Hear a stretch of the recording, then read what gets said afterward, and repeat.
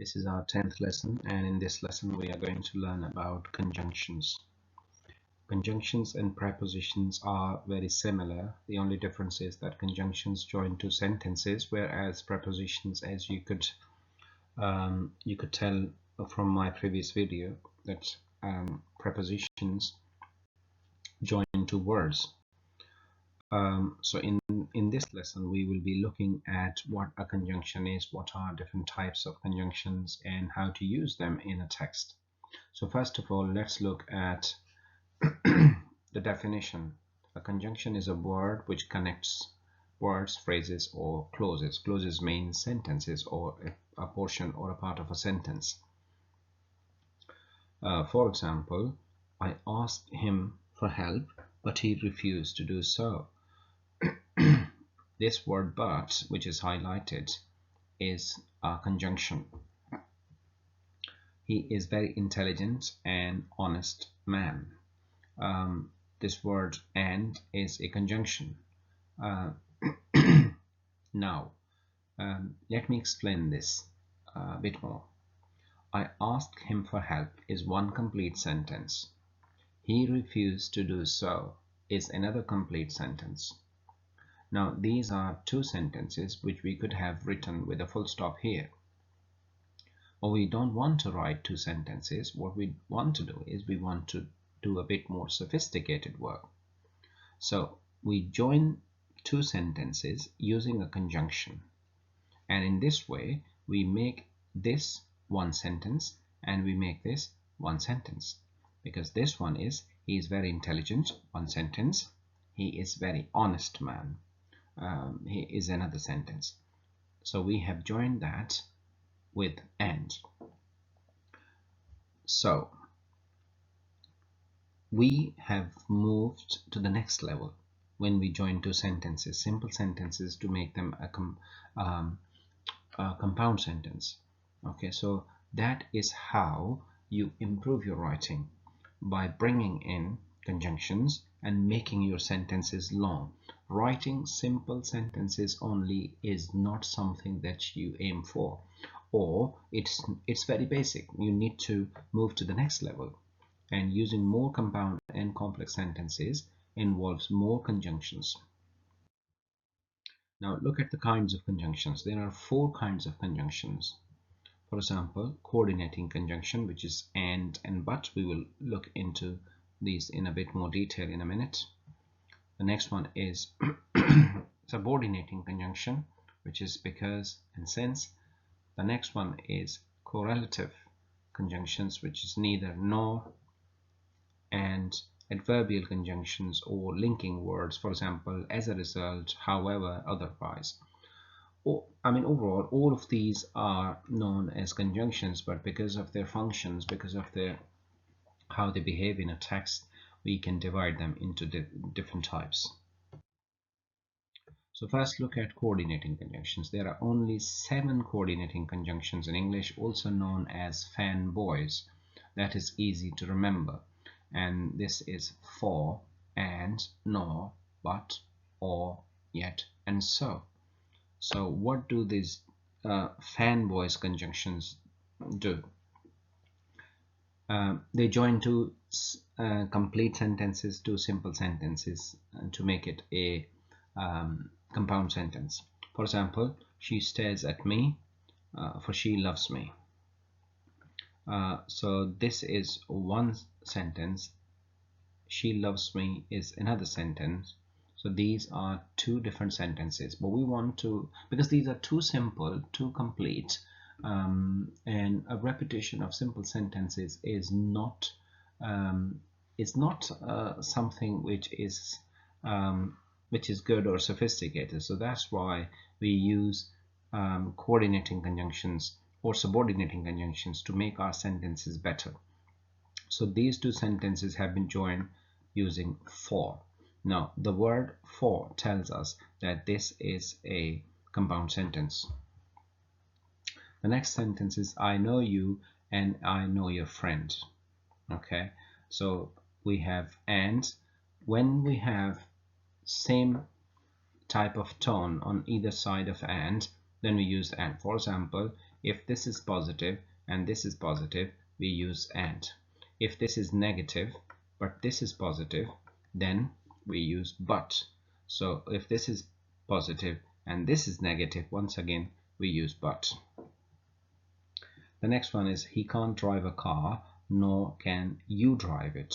So we are basically using these types of conjunctions to make 7 sentences, just to show you how you make compound sentences. She is honest with him, but he doesn't believe her. Look at that. One positive activity, one negative thing. So but is basically a contrast, but brings in opposite things. Don't move or I'll kill you. Obviously this is the dialogue from a book. So the use of conjunction or makes it a compound sentence.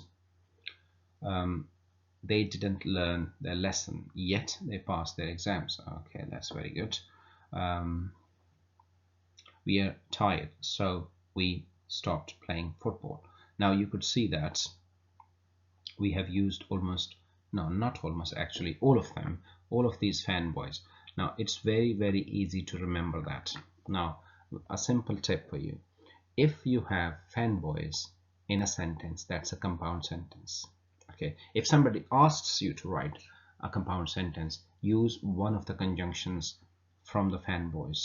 Okay, your sentence would automatically become a compound sentence.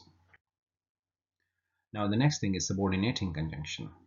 Subordinating conjunction is used in complex sentences, and this conjunction is used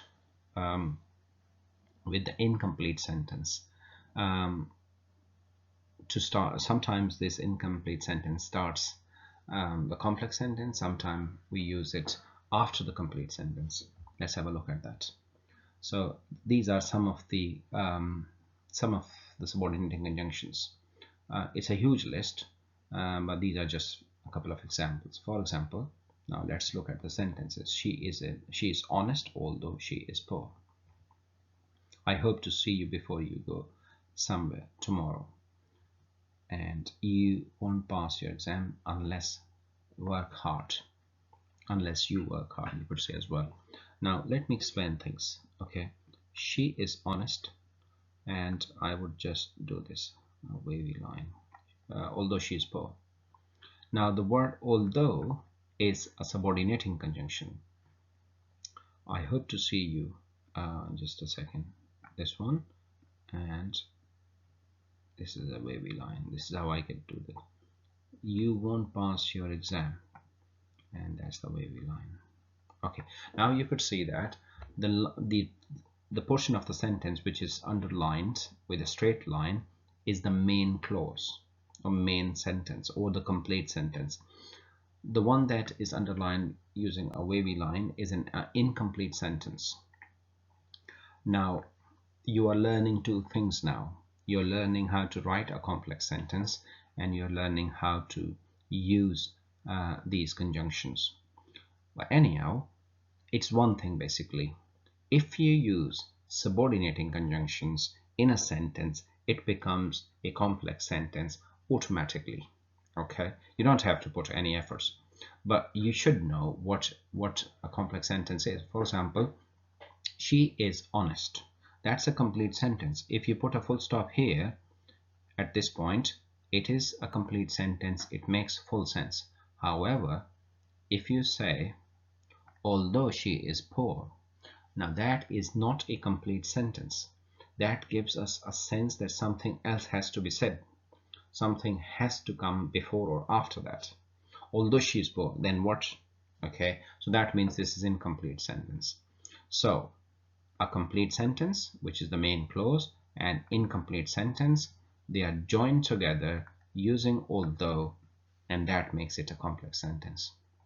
So that's the function of subordinating conjunctions.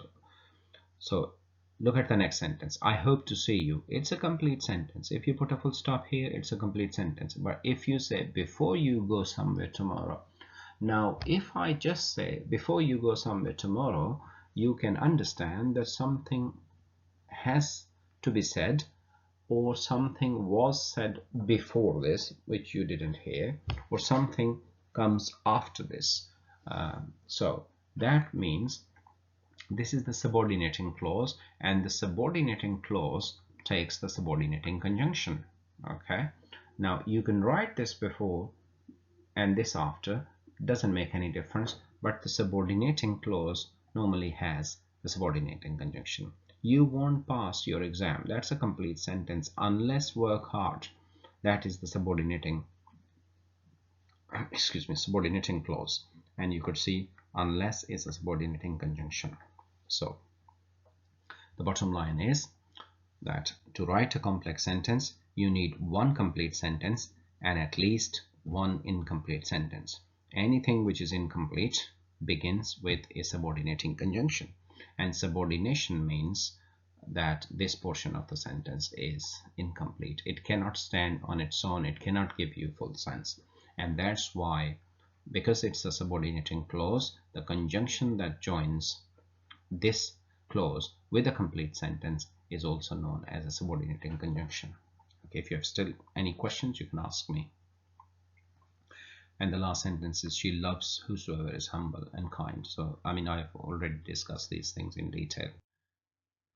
Correlative conjunctions, these are the ones which are used in pairs to emphasize joint elements. For example, both, ands, either or, neither nor, not only but also, though yet, whether or. So they are always used in pairs, and they are to emphasize things. For example, I drink both wine and beer. So noun and nouns, so they are basically joining these two nouns. She either eats cakes or drinks beer. So this time it is a verb and a verb. So for example, either eats or drinks. Yeah. So this is the emphasis now on eating and drinking. So that's why we use either or, and in this case we use both. He is neither famous nor popular. So adjective and adjective, you don't have to worry about what's written in the brackets, but you could see that these are always used in pairs. He is neither famous nor popular, so neither and nor, that's how we use them. Next one is, she speaks not only sweetly but also softly. Next one is, though she likes to dine out, yet she does it rarely. Now I would like to talk about this sentence a bit more. It's not formal to start a sentence with though. Instead it should be although, but although and though, these are two different correlative conjunctions. Anyhow, if you start with though or if you start with although, that bit of the sentence would be incomplete, means subordinating. And the next one, which is complete, could start with yet, but these days most people drop yet, they don't write yet. Though she likes to dine out, she does it rarely. Okay, so this portion of the sentence can do without yet, there's no problem at all. However, although and yet go hand in hand. You cannot say, though she likes to dine out but she does it, or although she likes to dine out but she does it rarely. Now although or though and but, they don't go together. So if you write but here, that would be wrong. I don't know whether she will like it or not, so whether or, so they go hand in hand. I don't know whether she will like it or she will not. I think it's very similar to the one that we have already done. Okay, so this is how correlative conjunctions work. The next one is adverbial conjunctions or linking words. They join two independent main clauses in this way. Their function is similar to coordinating conjunctions. So for example, as a result, however, moreover, otherwise, so these are some of those adverbial conjunctions or linking words. So let's look at the examples. They have never learned their lessons. As a result, they failed their lessons. So you could see that they have never learned their lessons is a complete sentence, and they failed their lessons is a complete sentence as well. So as a result is added here. Now if you read it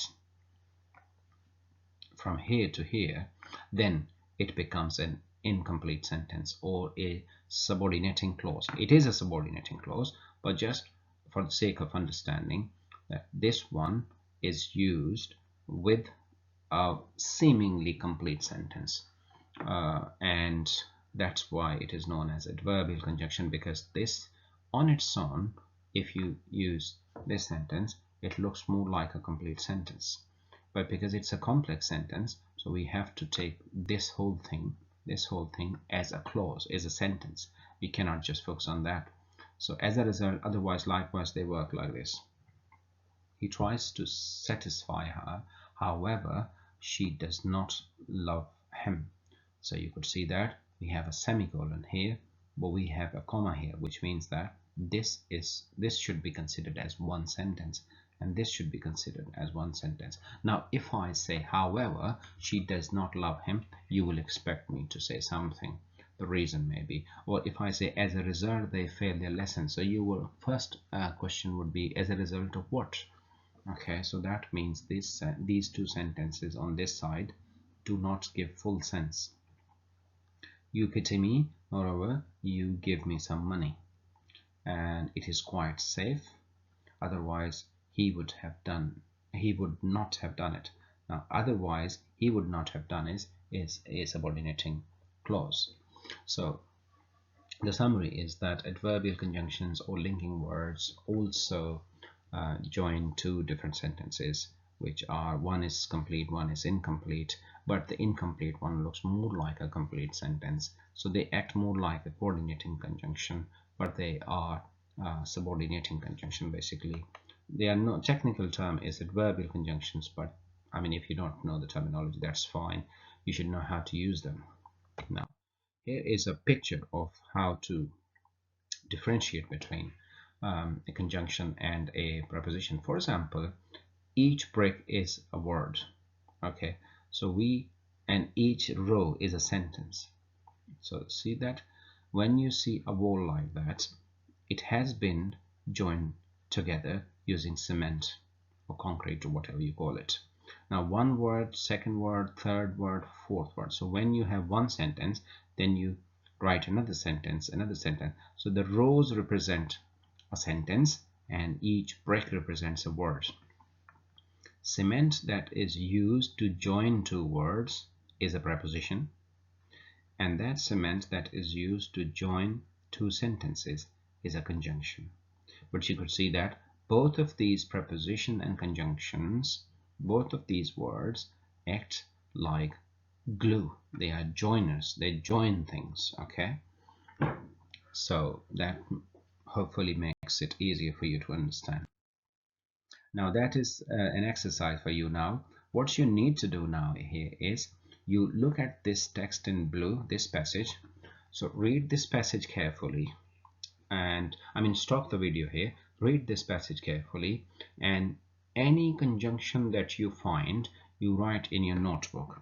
Okay, so once you have written every conjunction that you can find in this text, once you have written those conjunctions in your notebook, then try to categorize them.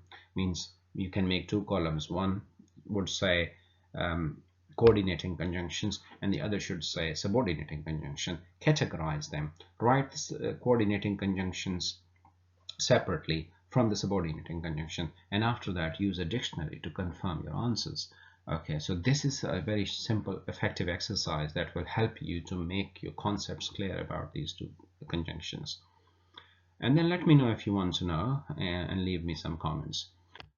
I hope that you understand this. It's a very simple thing. It's a very easy thing, but I would tell you, if you start using subordinating and coordinating conjunctions, you will definitely improve your writing. You will move your writing from simple to sophisticated. So if you want to get good marks, good grades in any type of exam, so try to stay in the region where you have to write compound and complex sentences, not just simple sentences. That would give you good grades, better marks. Okay, I wish you all the best. Take care. Bye.